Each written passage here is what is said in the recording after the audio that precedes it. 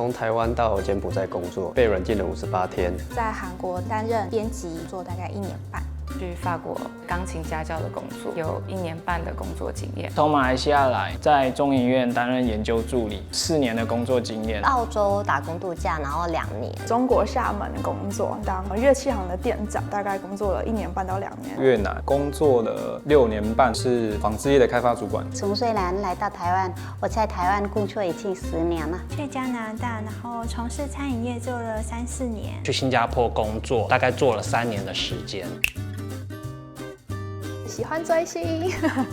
疫情的关系啦，收入骤降的部分，其实对我的生活造成蛮大的冲击。我父亲在这个期间，他有就是中风了，所以我们家真的是非常需要一笔收入进来。想做精品销售，可是在台湾呢，其实入职的条件会比较高，有可能会需要几年的经验。可是，在新加坡呢，并不需要这个样子的经验，我就可以轻松的拿到这个职位。因为我爸爸在家里是最主要赚钱的人，爸爸过世，我是老大，所以我就要选择来台湾工作。想说，到新加坡可以领到大概4万多台币，跟台湾的22K 比起来是非常的多。可是其实到那边了以后，就发现说，其实在那边领4万多块台币，其实就是相当等于台湾的基本底薪22K 这样子。法国人不太会讲英文这件事情是一个刻板印象，英文其实也是法国人的第一外语。那我6年前就是有到柬埔寨的 Poi Bay 有做过相关类似的游戏运营的工作，这样子。去之前，我其实有跟对方了解了相关，比如说护照的问题、住宿环境和工作环境，其实我都有跟他们要求说，请他们拍实体的照片给我，然后他们也给我一个回复，跟我6年前的经验其实是差不了多少，所以我在这方面比较没有戒心了。那我到了当地之后，我看到是一个跟民房相接的2层楼高大的铁门，觉得这个东西不太对劲，心中就已经知道说这里不是我要待的地方。那时候职场文化比较大体悟，就是因为我是以时薪制嘛，然后时间到我就想要下班，就隔天之后，我的主管就跟我说，那个如果办公室旁边的人都还没下班的话，你就再多做一下。然后那时候内心的冲击就想说，原来要看旁边的人有没有下班才可以下班。那我在搭公车的时候，我站着，有一个黑人女生，她坐在我的旁边。我当时什么事情也没有做，也没有讲话，她就突然间拿她的包包砸我的脸，砸到我脸肿，当下就肿起来那种。我当下我就鼓起勇气用法文就问了她说，为什么你要打我？但她却回我，怎么了吗？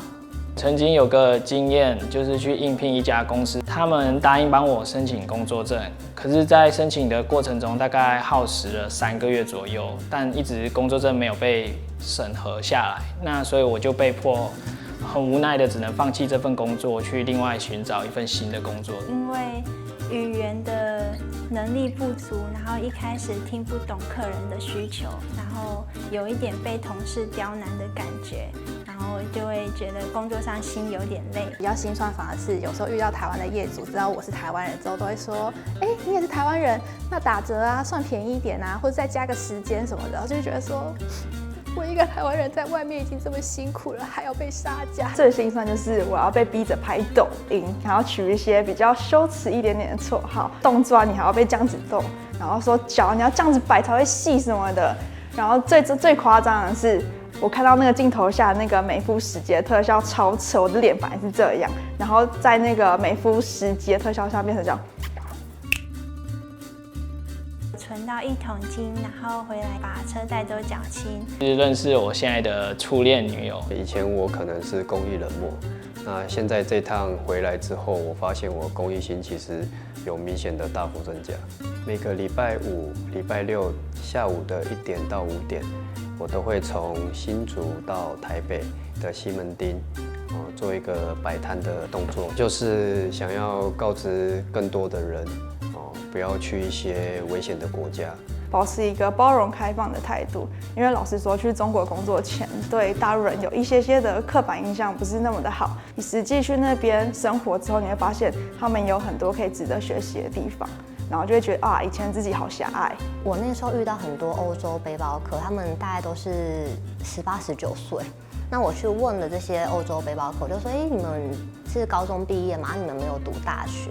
然后他们就说，在我还不清楚我想要读什么之前，我不想要就这样子白白就直接去读，他们都会习惯先出来，就是有一个叫间隔年，就是他们会先出国，然后探索一下自己的人生，让我反思说，人生一定要按部就班走吗？好像也没有一定吧。以现实层面来说的话，是后悔的。如果以心灵层面的话，我没有那么多的时间去考虑这些，因为我每天都在忙着生存。再来一次，我还是会选择越南，因为在越南相对于其他东南亚国家也是比较安全的国家，他们对于入境管制非常的严格，必须要有在当地的公司作为担保，你才能入境。还是选择台湾，像是我们越南晚上10点后出门比较危险，容易被强抢，但是台湾晚上10点后还是很安全的，没有后悔过啦。可是如果再重来的话，我大概应该不会待那么久，大概待个1-2年，我应该就会离开了。没有去，可能才会是一辈子的遗憾。虽然中间也有被诈骗过的经验，但我很庆幸，还好我失去的只是押金，不像最近柬埔寨的事件，可能钱也没了，然后人也受到很大的伤害跟折磨。那我认为人生其实不是得到就是学到，这个就是在异乡工作的一个生存之道。当你在国外被限制人身自由的时候，请切记一定要冷静、冷静再冷静。如果到了国外你的护照遗失的话，一定第一时间要先去办护照遗失证明。这个护照遗失证明呢，可以避免你的护照被转卖了之后拿去做非法的事情，还会需要一张入国证明书。第3个文件呢，就是这个返台签证。如果经济上面有困难的话，就是需要冷静去思考接下来该怎么走。我在那边唯一合法的赌场，随机的问赌客说有没有需要按摩，以半个小时$20的方式来做这个服务，然后维持我的生活，想尽办法去求生。